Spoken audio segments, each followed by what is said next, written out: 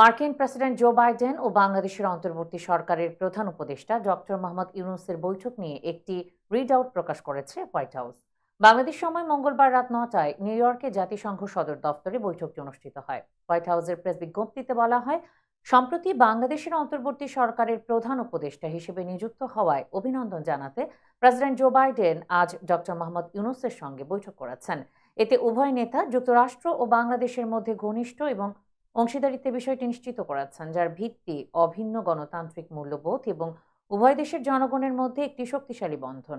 এতে আরও বলা হয়, প্রেসিডেন্ট বাইডেন দুই সরকারের মধ্যে আরও সম্পৃক্ততাকে স্বাগত জানিয়েছেন এবং বাংলাদেশের নতুন সংস্কার এজেন্ডা বাস্তবায়নে অব্যাহত মার্কিন সমর্থনের কথাও জানিয়েছেন।